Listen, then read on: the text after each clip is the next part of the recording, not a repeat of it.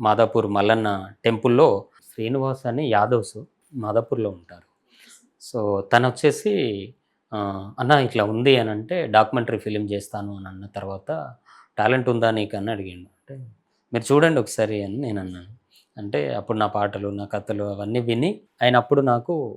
20,000 ఇచ్చాడు. అప్పుడు ఆ కాలం. రూ. 20,000 ఇచ్చి అదే మాదాపూర్ మల్లన్న టెంపుల్‌లో పూజా కార్యక్రమం మొదలుపెట్టి ఒక షార్ట్ ఫిల్మ్ చేశాము. అది ఇప్పటికి యూట్యూబ్‌లో ఉంది. 'వన్ లైఫ్ తిరిగి రానిది' అని వైడ్ యాంగిల్ పిక్చర్‌లో ఉంటుంది. 8 ఇయర్స్ బ్యాక్. అప్పుడు చేశాము. అది వచ్చేసి మద్యం తాగి చాలామంది చనిపోతున్నారు. అంటే మద్యం ఇవాళ ఒక మామూలు కుటుంబం వాడు, ఒక పేద కుటుంబంలో పుట్టినవాడు, వాడు వెళ్ళేసి పొద్దంతా పనికెళ్తే వాడికొచ్చేది డబ్బులు మామూలుగా ఒక రూ. 500 వస్తున్నాయి. ఆ రూ. 500లలో వాడికొచ్చేది 500 అంటే, ఆ 500 వాడు తాగడానికే 300 ఖర్చు పెడుతున్నాడు. ఇంటికి 200 తీసుకుపోతే అందులో బియ్యం గానీ, ఉప్పు గానీ, పప్పు గానీ, పిల్లలకు జ్వరం